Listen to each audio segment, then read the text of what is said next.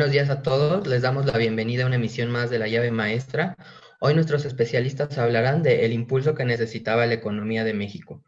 Los invitamos a permanecer con sus micrófonos y cámaras desactivados para una mejor comunicación con nuestros panelistas. Asimismo, los invitamos a enviar sus preguntas y comentarios a nuestros expertos por medio del chat. Agradecemos a nuestro patrocinador Nufor Security por acompañarnos el día de hoy. Comenzamos.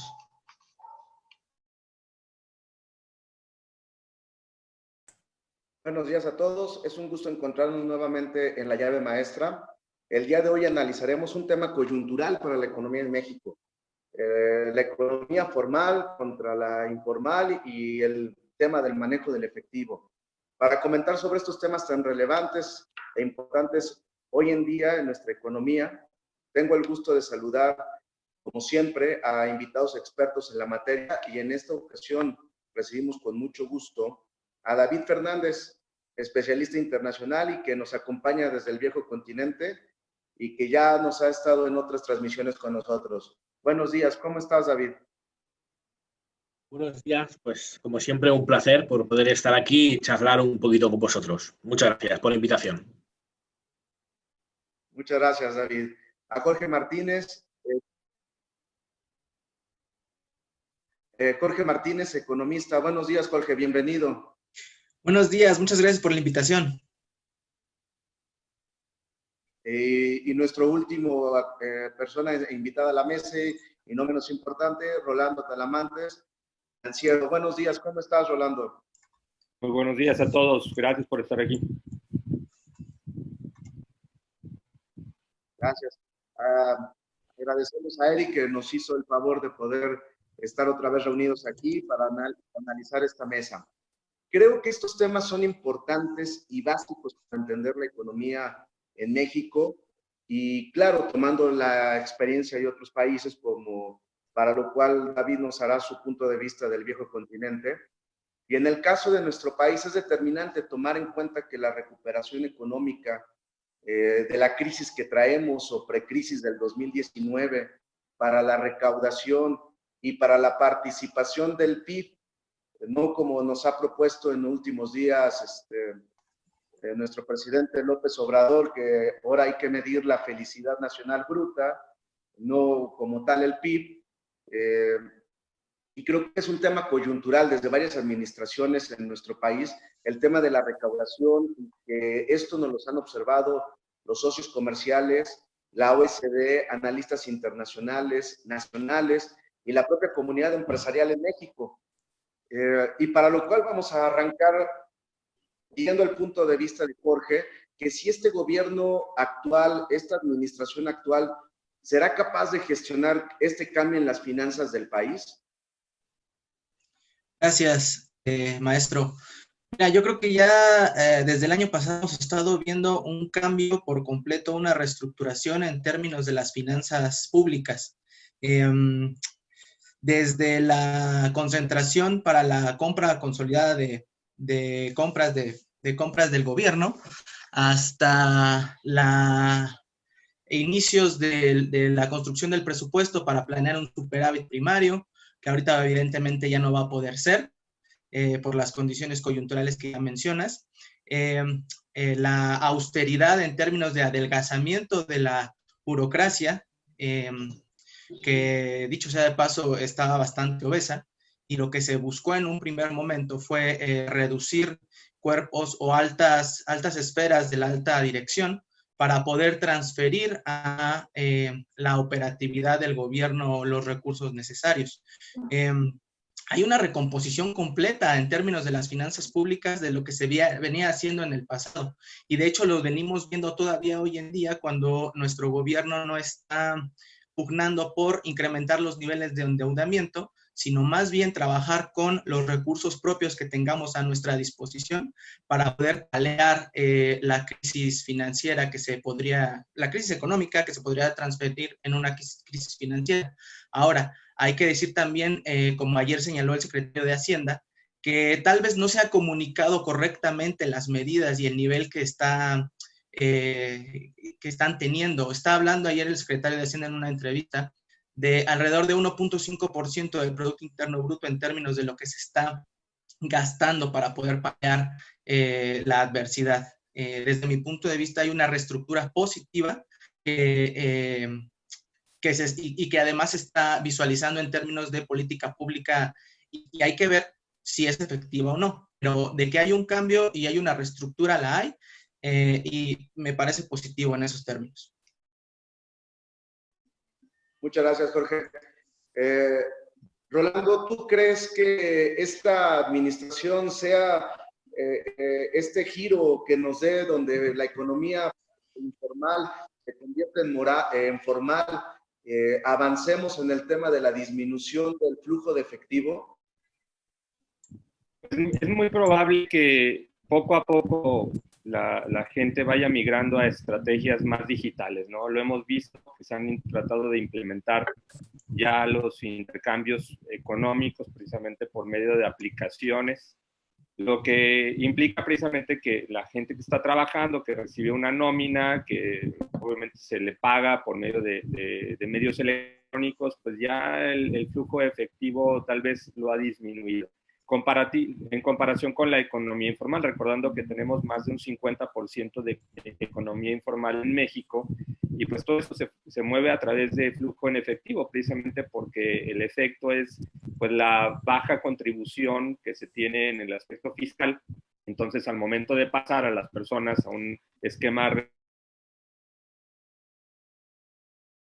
a implicar que poco a poco vayamos disminuyendo el efectivo. Hoy lo vemos precisamente con el tema de la inflación. La inflación ha bajado porque hay menos efectivo. No necesariamente el que haya bajado la inflación es un aspecto positivo, lo sabemos, porque eso implica también que la gente está guardando dinero. Vemos en otros países que precisamente la gente está ahorrando más porque ya vieron la necesidad de irse preparando para situaciones contingentes. Muchas gracias, Rolando. David, tu punto de vista desde el viejo continente de qué ha pasado, cómo ha migrado la economía informal a formal, los gobiernos, los países europeos, la eliminación del efectivo. Es un problema. Aquí en España y en Europa es un problema. Según algunos cálculos, el 8,8% de la economía de España, por ejemplo, es totalmente informal. ¿Por qué? Porque la gente en general no está confiando en lo que está haciendo los gobiernos y tampoco confía mucho en los bancos. De hecho, la Unión Europea tuvo que rescatar muchos bancos.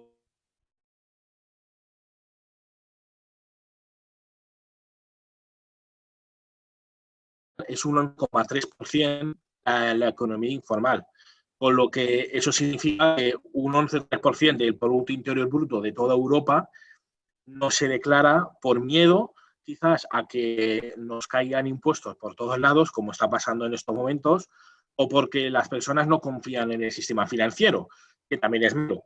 Por lo tanto, aquí la economía sumergida o economía informal está siendo un verdadero problema. La verdad es que sí. Pero David, me dices que en España estamos hablando del 8,8, ¿no? De la economía informal, pero en números gruesos, 1 millón, 2 millones. En millones podríamos decir que por lo menos unos 30.000 millones de euros, hablamos de euros, se van unos 30.000 millones de euros al año. ¿Por qué? Porque están subiendo mucho los impuestos y el sistema fiscal, en vez de intentar hacer que las personas se hagan empresas, porque hay mucho paro, y más ahora con el tema del coronavirus hay muchísimo paro, pero en vez de fomentar que las personas monten empresas, están subiendo los impuestos y eso hace un efecto llama para que las personas no monten empresas. Entonces, las personas que intentan montar sus negocios por un lado, lo que hacen es hacerlo en B. No sé si me entendéis lo que significa en B, o sea, es un sumergido, informal. ¿Por qué? Porque las personas no se atreven a montar negocios, al menos de manera oficial. Y la recaudación fiscal en España ha bajado bastante también por culpa de eso. Lo que habría que hacer es incentivar de alguna manera que las personas hicieran empresas porque si hacen empresas, contratan a trabajadores y así ya no habría tanta economía sumergida. Pero eso no sé por qué no se está haciendo por ahora. Gracias, David. Rolando, tú nos comentabas hace un momento un porcentaje sobre la economía informal en México. ¿Nos puedes repetir qué porcentaje es? Mira, nada más para poner en perspectiva, hoy prácticamente 6 trabajadores en México de la población económicamente activa, estamos hablando más de un 56%. Esto representa que el 22% del Producto Interno Bruto se maneje en economía informal. Te hablo, como sabes, de los changarritos, de los puestecitos, de la gente que está en los mercados, de la gente que incluso se dedica hoy a vender incluso porque no está participando en el pago de impuestos. Y tampoco, como ahorita mencionaba David, al no crear una empresa formal, puede tener empleados incluso, pero no les está pagando un sueldo bajo el tema de seguridad social, no los da de alta, no cotizan al IMSS, no tienen derechos, prestaciones, beneficios, simplemente es, tengo la oportunidad de trabajar, de generar un ingreso que incluso me pagan diario.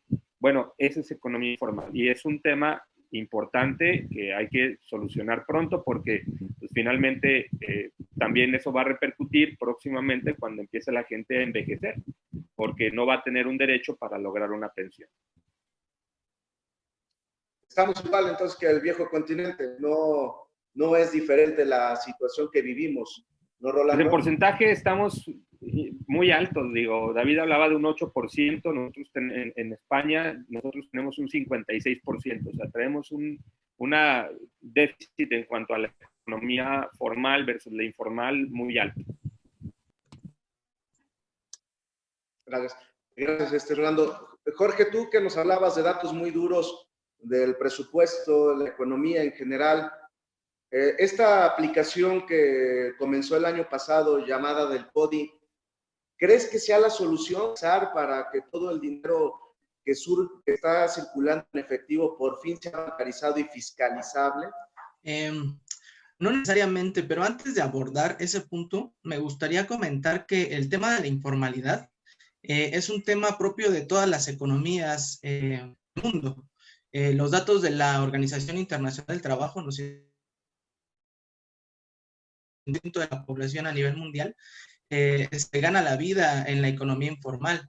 Si bien es cierto que está más profundizado el tema de la informalidad en países en vías de desarrollo, afecta a todos por igual. Y es un tema muy, muy especial y que se ha venido trabajando a lo largo de los años. Es el concepto a finales de los 70s. Y tiene que ver con la falta de oportunidades de la economía formal y del desarrollo de las políticas públicas. Como bien decían, en nuestro país hay otra medida que se llama densidad de cotización. Esta medida nos dice cuánto estamos en el mercado formal con respecto a nuestra experiencia laboral. En México es del 40%, muy como lo dijo Rolando. ¿Esto qué quiere decir? Que de 10 años que pasamos en el mercado de trabajo, solo 4 estamos en el mercado formal. 6 años, por el contrario, estamos en la informalidad y eso con las repercusiones evidentes. Sin seguridad social y en el futuro eso va a repercutir en no tener pensión. Ahora, con respecto a lo que me dices del CODI, más que una solución, es una herramienta que nos puede ayudar a paliar la situación de cierta forma, pero no necesariamente a bancarizar, porque el CODI depende de que las personas tengan una cuenta bancaria. Entonces, más bien tienes que incrementar la profundización bancaria, la financiarización, y esto viene de la mano de la confianza, que ya hablaron tanto David como Rolando. Las personas no les gusta utilizar los bancos aquí en México y allá en España, y en realidad la desconfianza es característica de la sociedad moderna en términos de los bancos. Hay una encuesta de cuánto preferimos o qué preferimos usar cuando vamos a hacer una transacción de compra-venta, y el 90% de las personas prefiere usar efectivo. Eso en el país. Es más bien atacar por partes el problema. Y una parte importante es incrementar tanto la profundización de Internet para el uso de este tipo de plataformas, como el nivel de cuentas bancarias que se quieran aperturar. Nosotros ya sabemos hoy en día que hay una política pública implementada que está buscando que todas las personas que reciben programas sociales tengan una tarjeta de débito, una tarjeta para que desde la tesorería de la Federación se le puedan depositar los programas sociales sin terciarizar. Eso va a incrementar indiscutiblemente la profundización, y ya con el uso del CODI vamos a poder ampliar las transacciones. Ahora, también me gustaría hacer un apunte en cuanto a la inflación. La inflación no es porque haya menos dinero en la economía, la disminución de la inflación. La disminución de la inflación tiene que ver con una disminución en la demanda de bienes. De hecho, si uno observa la base monetaria, desde que se iniciaron las medidas de confinamiento en México, ha incrementado la base monetaria en circulación. Eso quiere decir que mucha gente dijo, oigan, yo no voy a tener mi dinero en el banco, yo más bien lo voy a tener en mi casa. Lo que empezó a verse fue que empezaron a sacar los recursos de sus cuentas y ahora están en los hogares. Hay un incremento muy evidente en ese sentido.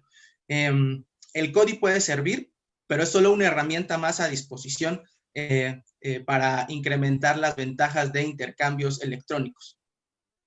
Quisiera retomar un punto contigo, Jorge, que mencionaste sobre los programas sociales y todos estos recursos que lleva el gobierno hacia el campo, hacia los apoyos de las becas escolares, apoyos a trabajos, en fin, toda una serie de apoyos hoy que hay en nuestra economía a nivel social. Y la pregunta sería aquí, porque también ya vemos que hay planes o préstamos para salir del problema del COVID a la economía informal. ¿El gobierno o nuestro gobierno en lo particular es un motivador o ha sido un motivador en años pasados y en administraciones pasadas para el uso de efectivo y para la informalidad? Un motivador en términos de que no ha habido una política pública que busque incrementar los mercados formales. Si hay una ausencia de política pública que busque incrementar la formalidad, evidentemente hay una desatención en el gobierno para poder migrar a modelos diferentes de utilización de recursos monetarios. En ese sentido, pues sí podríamos decir que se estaba fomentando la informalidad por una construcción institucional del modelo político, económico y jurídico que pues está no nada más en México, sino en el mundo, ¿no? Entonces, yo te podría decir que efectivamente la ausencia de políticas públicas que aumenten la formalidad da pie a que haya más informalidad. Lo que se tendría que hacer es buscar, no nada más en México, sino en América Latina en lo general, regímenes especiales de incorporación a la seguridad social, como por ejemplo el monotributo en Argentina, un claro ejemplo de incorporación, esa parte de impuestos. Y es entonces en dos vías, tanto intentar fiscalizar a la mayor parte de la población a través de mecanismos dirigidos específicamente dada la naturaleza del trabajo de cada ocupación, como a través de regímenes especiales que busquen incorporar a las personas a la seguridad social. El claro ejemplo es los conductores de Uber. El año pasado, lo que hizo el gobierno fue modificar las reglas para el pago de impuestos. Seguramente tú estás muy enterado al respecto. Lo que no hizo fue crear un mecanismo al mismo tiempo para que los conductores de Uber pudieran pagar o estuvieran obligados a pagar su seguridad social. Entonces, hay que buscar mecanismos que vayan acompañados de la mano para formalizar completamente a todo este tipo de conjuntos de trabajadores. Gracias, Jorge. David, regresamos contigo. Yo recuerdo que hace algunos años Italia, ¿no? Limitó el uso de efectivo circulante debido a que quería que la economía pudiera ser más formal y pudiera generar mayor recaudación, mayores impuestos y así un mayor gasto o un crecimiento del PIB y un mayor gasto económico del país. ¿Ha funcionado las medidas? Porque yo veo de los tres, concluyo algo que independientemente de que las medidas que hemos tomado han sido, por ejemplo, en Europa, subir impuestos motiva la informalidad. En países como en general y como en todo el mundo, tenemos la desconfianza del sistema financiero, preferimos el efectivo, usanza tradicional, usanza antigua, pero ¿sí ha funcionado estos esquemas en Europa de limitar la circulación de efectivo? No está funcionando, no está funcionando. De hecho, hay algunas, las máximas empresas informáticas bueno, de España y de Europa en general, dicen que si se fomenta siempre el pago electrónico, porque aquí en España cada banco tiene su pago electrónico, hasta Apple tiene su pago electrónico, el BBVA tiene su pago electrónico, Bankia, Santander, todos los bancos tienen su propio pago electrónico. Pero los expertos informáticos avisan de que posiblemente si se fomentan todas estas aplicaciones puede haber muchísimo riesgo de hackeos en masa, porque no se tiene todavía una seguridad muy precisa en ese tipo de pagos. Por lo tanto, ese ya es un problema, los hackeos informáticos. El segundo problema es, yo creo que cultural, porque aquí en España de toda la vida se ha pagado en efectivo. Yo, por ejemplo, en mi móvil no tengo ninguna aplicación. Tengo aplicaciones para pagar por internet y tal, pero casi nunca lo utilizo porque me fío más culturalmente, de toda la vida, me fío más a pagar en efectivo. De hecho, el Hacienda quiere un poco, la agencia tributaria en España quiere un poco variar eso, y desde hace un par de años se pone también una limitación en efectivo. Y desde hace un par de años solamente las empresas pueden pagar a sus proveedores hasta un máximo de 1.500 euros en efectivo. Es decir, si a un proveedor le tienes que pagar 3.000 euros, pues los primeros 1.500 puede ser en efectivo, pero el restante tiene que ser por cheque o transferencia electrónica, o directamente transferencia electrónica. ¿Por qué? Porque Hacienda quiere limitar mucho el círculo, todo este efectivo que hay, porque quiere fiscalizarlo cada vez más. ¿Cuál es el problema? Que muchas empresas no lo están haciendo y eso puede acabar con muchas sanciones por parte de Hacienda. Pero desde hace un par de años en Hacienda quieren limitar mucho el flujo de efectivo, pero no lo están consiguiendo porque las aplicaciones que hay son bastante complicadas de utilizar para el público en general. Gracias, David. Me regreso contigo, Rolando. ¿Qué medidas tú crees que serían las factibles que pudiera tomar la hacienda pública en nuestro país, el gobierno en general, para abatir el uso de efectivo y de la economía finalmente informal con la que contamos? Ya lo mencionó Jorge, se necesitan nuevos esquemas o modelos que inviten a las personas a afiliarse a la seguridad social. Existen en México, existen, por ejemplo, las afiliaciones directas, tanto para personas físicas como para patrones, que en su momento, por la situación actual, por decir, me quedo sin trabajo, pero puedo seguir trabajando, puedo afiliarme de forma voluntaria al Seguro Social, pero no son tan conocidas. La gente, podría decirte que en general la labor que yo realizo como gestor en temas de seguridad social es precisamente explicarle a las personas sobre las afiliaciones voluntarias, cómo entra y cómo participa, ¿no? Incluso cómo afiliarse para tener derechos de seguridad médica. Todo esto lleva un costo y si estás teniendo un ingreso, pues estás contribuyendo también a este tipo de programas, ¿no? Que finalmente podría decirlo que como en el tema de los seguros, entre más personas participan en el costo del pago de primas, se va disminuyendo eventualmente el costo general, porque es una mutualidad completa, pero la gente desconoce, entonces tiene que haber más programas donde se invita a las personas y lamentablemente incluso yo te puedo decir que las empresas pues hacen un despido masivo. Hace unos días me tocó escuchar de una persona muy cercana aquí al lugar donde tienen su casa, que lo despidieron junto con 400 personas más. Y al preguntarle, oye, ¿y te dieron qué puedes hacer para, por decir, no perder tus derechos de seguridad social porque tú eres esposo, eres padre, tienes una casa Infonavit que tienes que seguir pagando? ¿Te dijeron qué se puede hacer? Dice, no, nada más nos explicaron, nos dieron las gracias, nos dieron una liquidación que fue buena, pero pues con eso voy a poner mi propio negocio.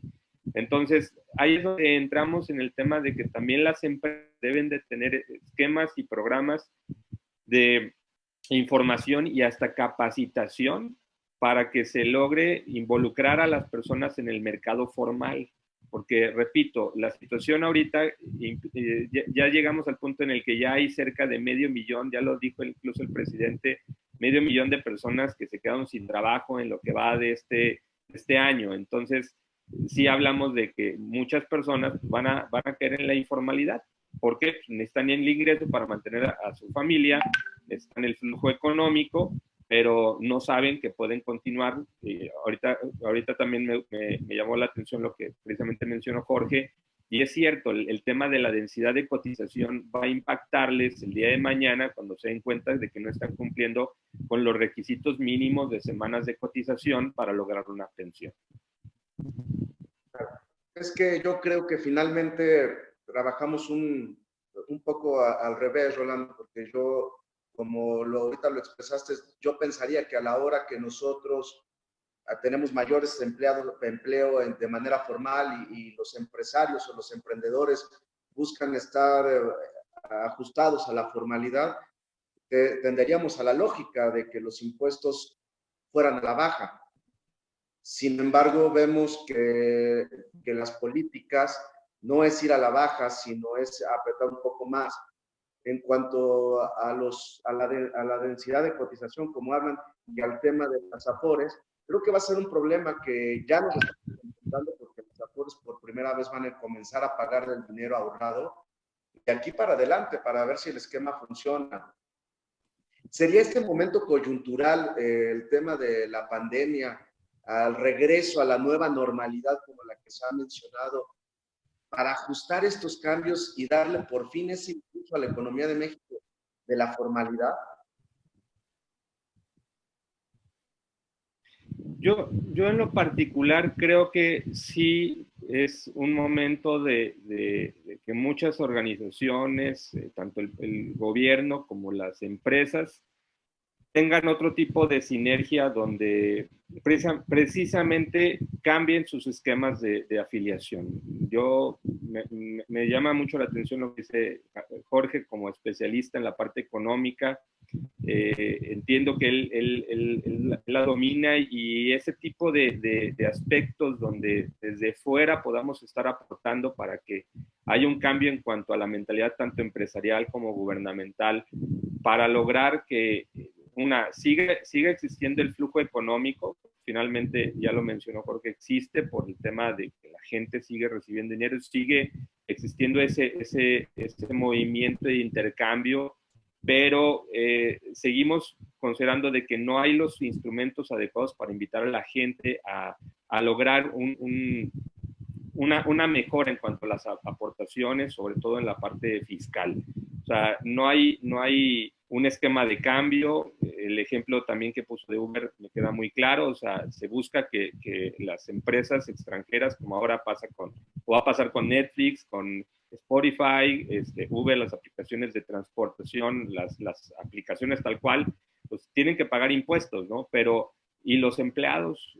O sea, que coyunturalmente están involucrados en esto, ¿cómo se les logra afiliar para que tengan también prestaciones que en su momento sean útiles para efectos de su misma economía presente y futura? Por decir, yo conozco a varias personas que se dedican a trabajar en Uber desde hace algunos años, les va bien, pero llevan años sin cotizar. Llevan años sin seguridad médica, sin aportaciones a la Afore, porque también pues, no le apuestan al futuro en varios casos, como no confían en el tema de los instrumentos. Y eso finalmente es un tema también, va muy enfocado a la cultura. Vemos el largo plazo demasiado largo, cuando realmente lo tenemos muy corto. En el próximo año vamos a empezar a ver a las primeras personas que se van a pensionar con el nuevo régimen de seguridad social del IMSS, porque se están cumpliendo con los 24 años de las personas que fueron dadas de alta en el 97, que van a estar cumpliendo con la edad, pero resulta que por su densidad de cotización no van a lograr alcanzar el derecho a una pensión. Gracias, Rolando. Jorge, vemos políticas que estamos tomando, políticas que ya se probaron en otros países, en Europa, en Estados Unidos, en Latinoamérica. ¿Qué hacer como país para poder llegar a una formalidad de la economía o disminuirla paulatinamente, ¿no? Creo que es importante entender la naturaleza de los trabajos. No es lo mismo la persona que trabaja en el hogar de manera remunerada, es decir, las personas del trabajo doméstico, por así llamarlo, que los mariachis, los boleros, los conductores de Uber. Cada uno de estas actividades tiene características diferentes que debemos de entender. Para cada una de estas, como yo decía, se tienen que crear regímenes especiales de seguridad social. Es un trabajo que estamos desarrollando en la Conferencia Interamericana de Seguridad Social, donde yo participo. Y también se tienen que adaptar al mismo tiempo esquemas especiales de tributación. Y, por ejemplo, tú conoces muy bien el RIF, que fue pensado para la incorporación de más personas al pago de impuestos. Situaciones similares son las que deben diseñarse para poder incrementar tanto la recaudación como la otra parte, que es beneficiar a la población con mecanismos de protección social. Ahora, quisiera hacer un apunte en términos de las AFORE, como tú mencionabas hace un momento, y también Rolando. La realidad es que es un modelo que se prueba fracasado. No es un modelo que vaya a pensionar a nadie. De hecho, los datos de la CONSAR son contundentes. Solo 1% de la primera generación AFORE va a poder pensionarse. De 75,000 personas, solo 750 van a poder acceder a una pensión el siguiente año. Es decir, vamos a tener casi 75,000 personas sin una pensión y con la devolución de los recursos que pudieron ahorrar, 50,000, 100,000 pesos. Ese tipo de cosas son las que se tienen que cambiar, porque no va a haber ningún incentivo para que la gente diga, bueno, yo a la larga voy a tener una pensión con el modelo que tenemos hoy en día. Tenemos que también transformar eso para que cada vez más personas digan, mira, ahí hay un esquema en el cual me conviene participar porque me da seguridad en el futuro, me da tranquilidad cuando yo cumpla la edad de retiro y ya no pueda tal vez trabajar tan fuertemente como estoy trabajando hoy en día. Es un modelo diferente al de España, valga la acotación. En España tienen un modelo de beneficio definido donde efectivamente se preocupan más por el bienestar de la población que por el tema financiero, porque hay un tema ahí importante en términos de finanzas públicas. Pero entonces, en resumen, en síntesis, lo que te quiero transmitir es, y le quiero transmitir a tu público es, hay que crear regímenes especiales partiendo de la naturaleza de cada trabajo, cada ocupación, y también al mismo tiempo generar mecanismos de incorporación al pago de impuestos como el RIF, el monotributo en Argentina, formas específicas y sencillas para que la gente pueda irse incluyendo tanto al pago de impuestos como a la seguridad social. Gracias, Jorge. David, acabamos de ver hace algunos días que la parte hacendaria en España dijo que regresando a esta nueva normalidad, España tenía que ser un jugador activo en este nuevo orden económico que se ve. ¿Qué hay para ¿Ya hay algo, ya hay algún plan, ya hay algunas situaciones que se conozcan sobre cómo lograr la seguridad social y abatir la economía informal allá en España? Se ha aprobado, en estos días se está aprobando una paga para aquellas personas que no tienen recursos. Perdón, David, que no te... Una paga especial para aquellas personas que no tienen recursos, porque por desgracia la pobreza en España está subiendo, eso es una realidad. Algunos lo quieren esconder, pero la realidad es que hay pobreza en España. Y el gobierno ha sacado una especie de sueldo pequeño de alrededor de, creo recordar, de 600 euros como mínimo y hasta 1.100 euros como máximo para aquellas personas que tengan hijos a su cargo. Eso es una buena idea, creo que es una muy buena idea. Lo que pasa que, claro, ¿de dónde salen los 3.000 millones de euros? 3.000 millones de euros cada año que va a costar eso, 3.000 millones de euros. Y España no es Alemania, España está ya muy endeudada. Entonces, claro, yo estoy totalmente de acuerdo con vosotros cuando decís que debe haber un nuevo paradigma en cuanto a la economía. Estoy totalmente de acuerdo. El problema es que los mecanismos económicos deben de ser reales. Es decir, el gobierno dice, no, estos 3.000 millones de euros lo vamos a sacar de un impuesto que vamos a cobrar a los ricos, a los millonarios, a las empresas millonarias.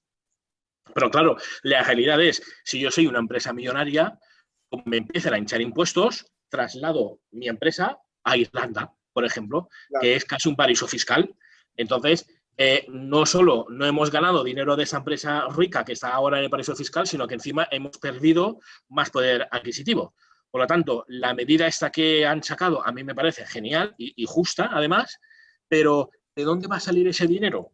Si va a salir de impuestos a los ricos y a empresas millonarias, como aquí Zara o Inditex y todas esas, que aquí en España son multimillonarios, ellos pueden decir, pues mira, señores del gobierno, como me hinchéis impuestos, como me subáis el impuesto sobre sociedades, como me subáis el impuesto del IVA o me subáis el impuesto de las transacciones económicas con el banco que se están haciendo ahora, pues voy a coger mi sede que está en España y la voy a llevar a otro lado, que sea como por ejemplo Gibraltar, que lo tenemos al lado, Gibraltar, que es un paraíso fiscal ahora mismo. Entonces, lo que tiene que hacer el gobierno, bajo mi siempre humilde punto de vista, evidentemente, porque yo no soy nadie para decir al gobierno lo que tiene que hacer, pero lo que debería hacer el gobierno son recursos reales y que se saquen de fondos reales y que no se endeude más el país, porque está claro que hay que ayudar a la gente que lo está pasando mal. Por supuesto, eso no hay ninguna duda, pero no sigamos vaciando las arcas del Estado, porque entonces a ver qué hacemos. Ese es el problema. Gracias, David. Me regreso contigo, Rolando. ¿Tú piensas que los dineros, también como se están ayudando aquí, que se están distribuyendo ahorita para después del COVID, como préstamos a los pequeños empresarios, como ahorita los financiamientos que hay ante el Seguro Social, que vale la pena decir que las tasas con las que están dando los plazos son tasas muy altas, estamos hablando del promedio 15-18% con las que se están manejando? ¿Son impulsos realmente a la economía para su formalización?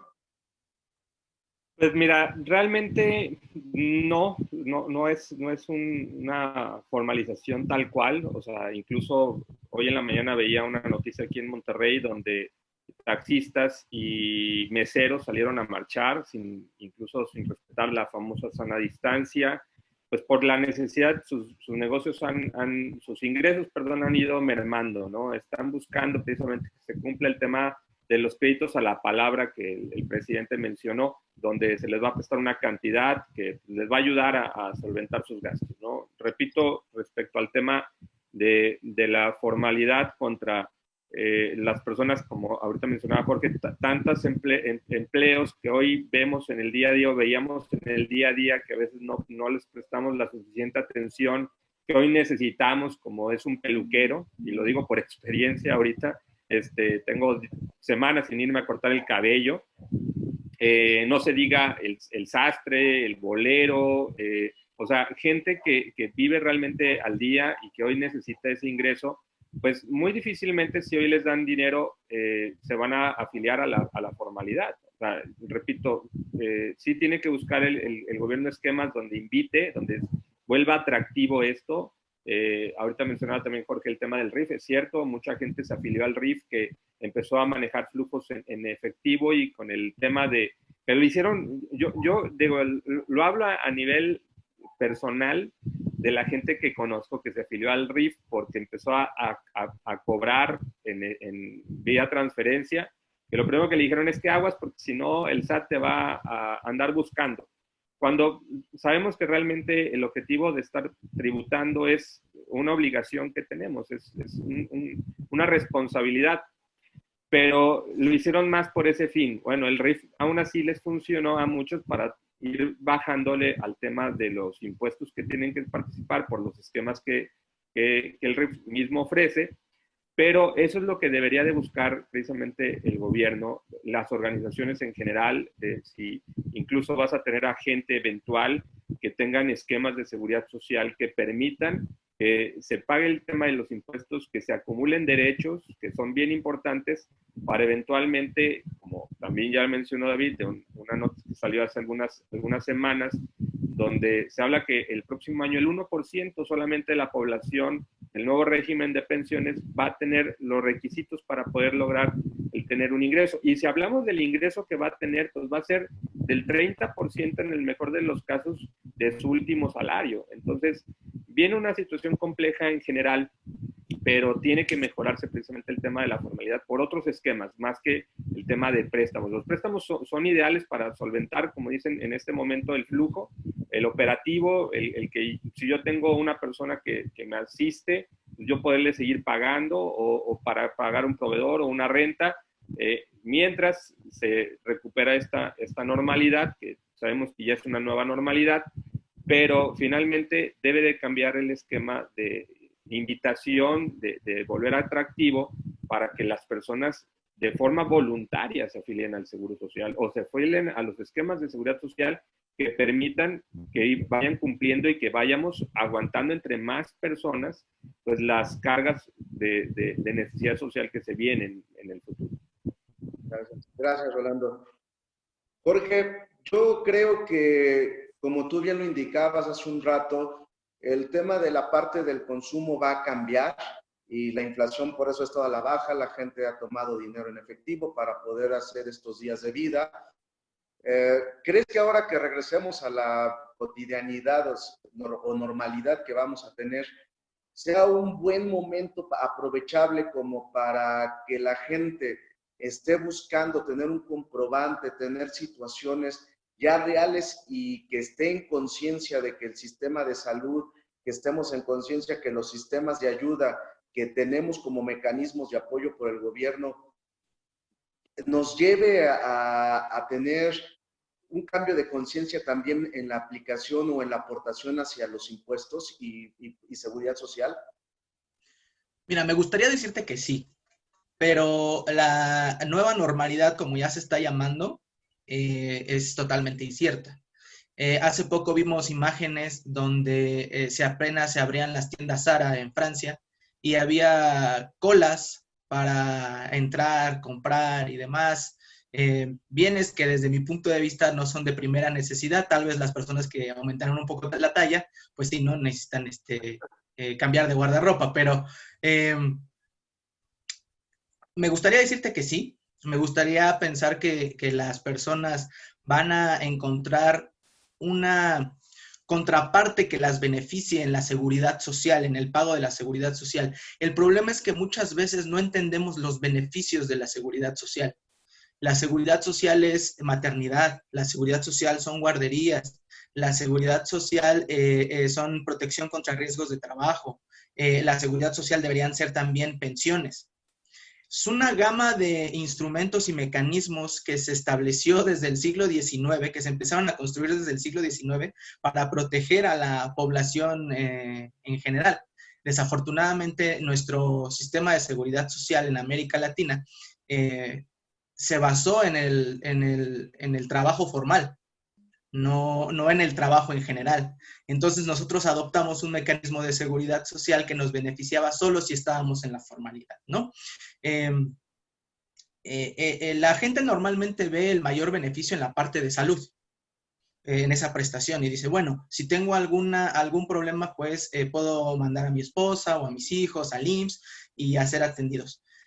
Ese tipo de situaciones son las que deben de ser más compartidas, que tú tienes un beneficio inmediato si estás inscrito a la seguridad social. Y eso al mismo tiempo yo creo que a la larga, y no tan a la larga, tal vez en el mediano plazo, también va a cambiar la conciencia del pago de impuestos. No olvidemos que nuestro país recauda poco en términos del Producto Interno Bruto. Estamos hablando del 13-14% a 2019.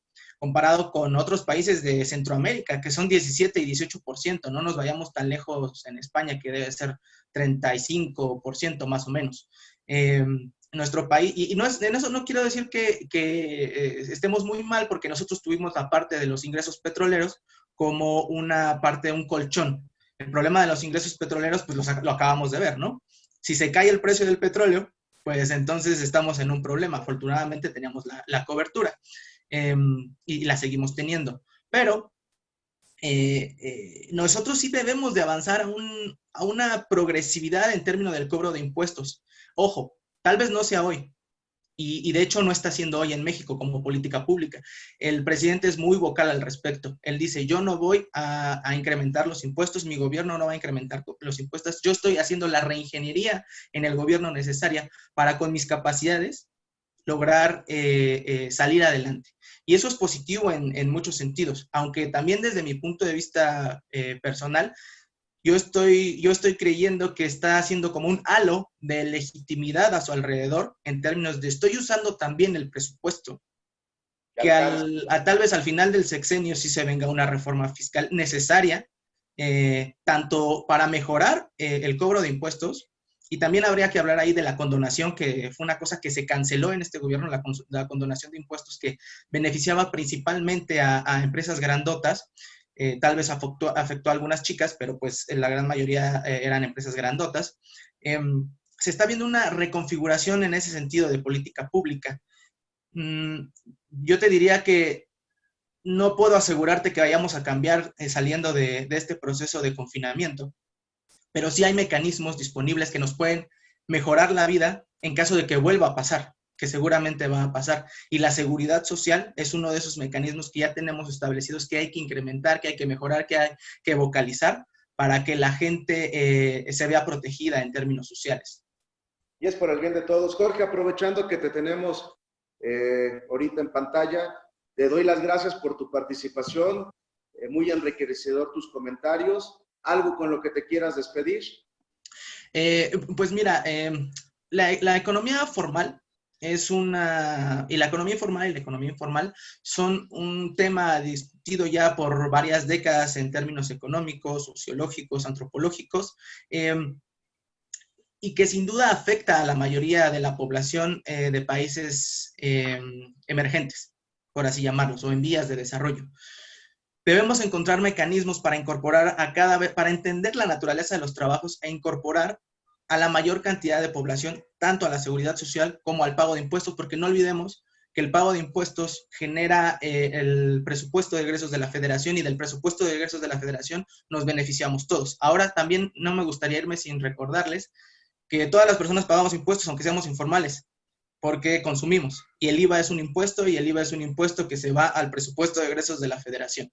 Y finalmente, nada más, apuntalar la parte de las pensiones, que surgió de repente, que es un tema que se tiene que vocalizar mucho más, que se tiene que hablar en medios, porque en nuestro caso, el caso de México es como el caso de Chile, como el caso de República Dominicana y como el caso de El Salvador. Críticos en términos de pensiones, es una cuestión que hay que atender a la brevedad.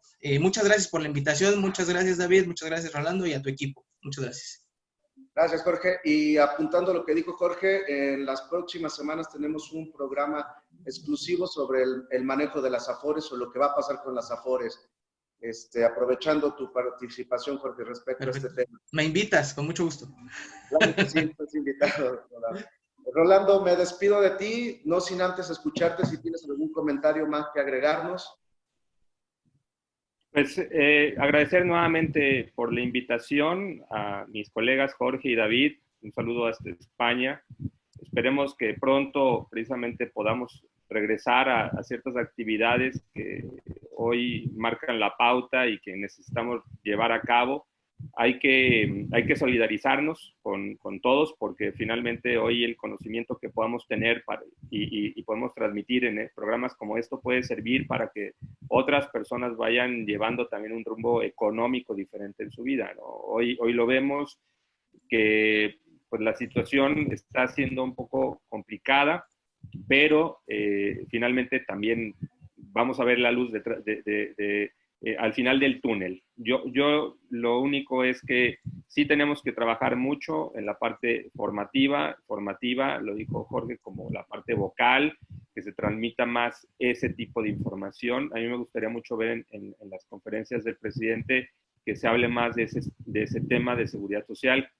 Tiene mucha difusión y la gente acepta lo que dice el presidente en muchos casos. Entonces podríamos invitar a que la gente vaya viendo cómo empezar a contribuir más en ese aspecto. Y si somos más de 130 millones de habitantes en este país, una población económicamente activa relativamente joven, porque tenemos un promedio de edad de 27 años, pero también, como me lo mencionó Jorge, se va agravando esto, se está envejeciendo la población, hay menos nacimientos también, entonces para el 2050 vamos a tener problemas muy serios.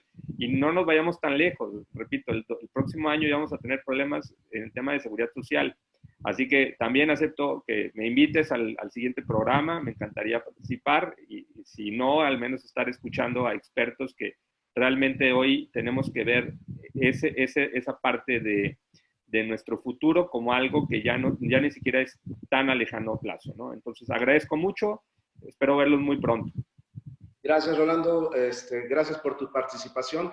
Y claro que este programa, como hay muchos más que están ahorita surgiendo y que nos ayudan a tener un cambio de mentalidad y que es la idea de que todos escuchemos de expertos como ustedes, que tenemos que cambiar conciencia, forma de actuar y forma de operar. David, ¿algún último comentario sin antes agradecerte tu participación nuevamente? Un placer, como siempre, poder estar aquí con todos vosotros y conoceros, como siempre, cuando me invitas a estas jornadas, para mí es estupendo. Y solamente comentar que el problema en España es todo lo contrario. No somos tantos habitantes, pero la población está totalmente envejecida, porque cada vez hay menos nacimientos. ¿Y eso qué hace? Eso hace que cada vez las personas se quieran jubilar antes y no hay pensiones para todos. El problema es que no hay pensiones para todos.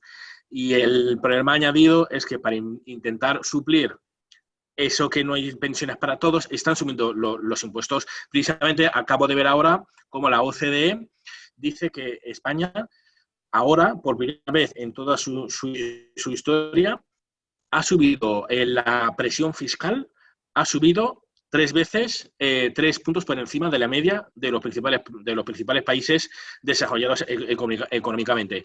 Por lo tanto, la presión fiscal aquí en España está cada vez más subiendo y mientras las personas vayan pidiendo la jubilación, mi compañero Rolando decía que en el 2050 va a haber un problema en México. Yo creo que en España en el 2030. Me da la impresión, o 2035 como mucho, porque la vida sigue y muchísimas personas van a pedir su pensión de jubilación, que tienen derecho a pedirla porque han estado toda la vida trabajando, por supuestísimo, pero ¿de dónde va a salir todo ese dinero? La respuesta fácil sería, pues vamos a subir impuestos, pero es lo que estábamos comentando antes. No nos pueden acribillar impuestos porque entonces la gente no va a tener dinero para poder vivir.